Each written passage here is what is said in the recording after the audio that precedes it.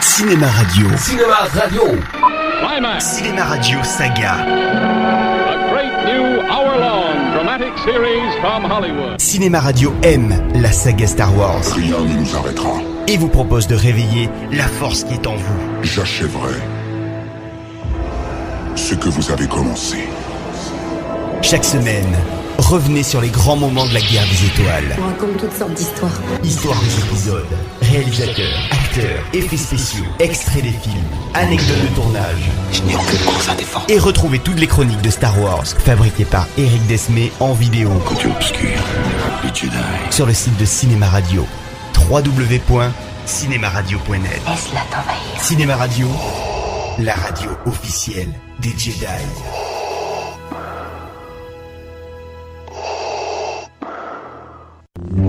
Épisode numéro 4, un nouvel espoir, deuxième partie, coulisses et anecdotes.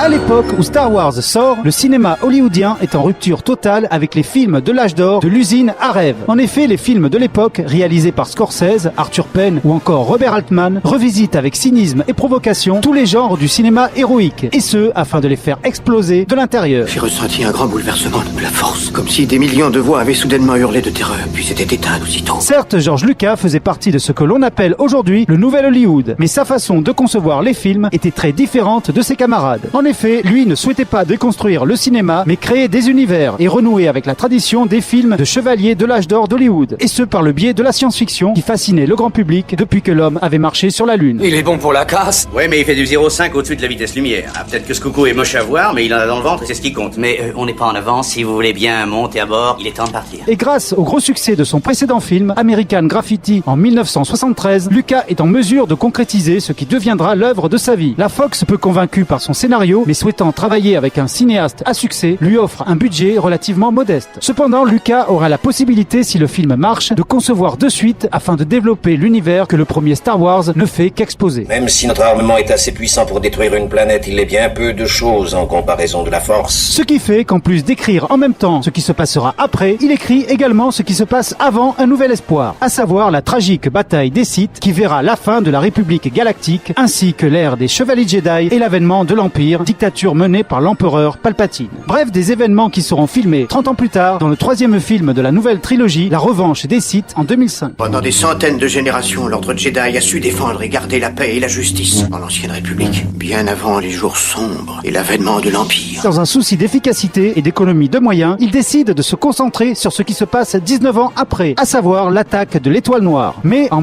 1977, il n'était pas sûr d'être un jour en mesure de raconter les événements antérieurs à l'action de son film. Même s'il avait déjà réalisé deux longs métrages, THX 1138, un film de science-fiction intimiste, et une comédie sur les années 60, Lucas était encore assez inexpérimenté sur le tournage de Star Wars, du moins pour un projet aussi ambitieux. Général Kenobi, jadis vous avez servi mon père pendant la guerre noire.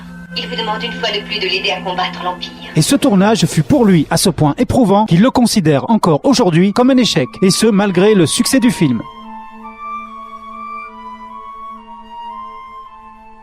C'est surtout le cas en Tunisie pour les scènes du début se passant sur la planète Tatooine. Le manque de budget et de préparation dans les décors en extérieur se verront énormément sur le produit fini. Et ce sont ces défauts que Lucas tentera de gommer 20 ans plus tard, en 1997, lors de l'édition spéciale de la trilogie, avec l'ajout d'effets spéciaux numériques, censés gommer les imperfections et les erreurs de montage du film original. Écoute, Jabba, si tu veux me voir, prends la peine de venir toi-même. Ne m'envoie pas un de ces minus.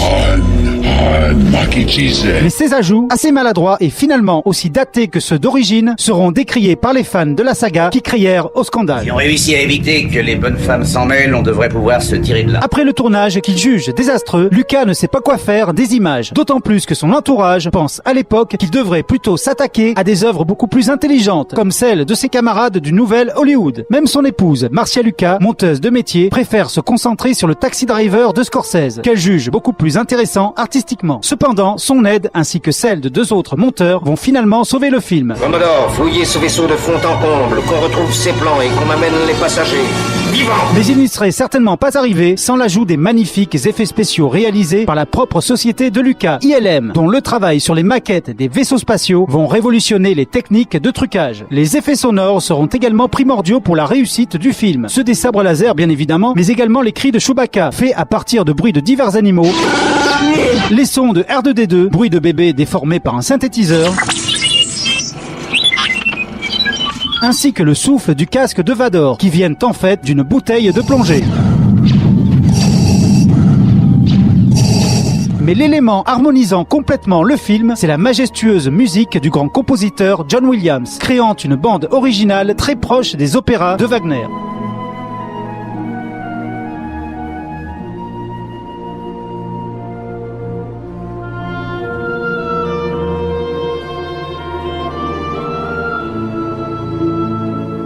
Grâce à ce travail de post-production, le film devient contre toute attente un succès phénoménal, permettant à Lucas de devenir le seul maître à bord pour les 2 films suivants. Vador a été soudoyé par les adversaires de la Force. La Force? Oui, la Force qui donne aux chevaliers Jedi son pouvoir. C'est une sorte de fluide créé par tout être vivant, une énergie qui nous entoure et nous pénètre et qui maintient la galaxie en un tout unique. En fin de compte, cette trilogie lui permit de créer un véritable empire avec sa société Lucasfilm, enrichie avant tout parce que Lucas avait négocié avec la Fox, qui ne croyait pas trop au succès de Star Wars, de pouvoir toucher les droits des produits dérivés du film. On connaît la suite. Voilà, à très bientôt pour d'autres anecdotes de tournage, et en attendant, je vous dis... Debout les hommes, et que la force soit avec vous.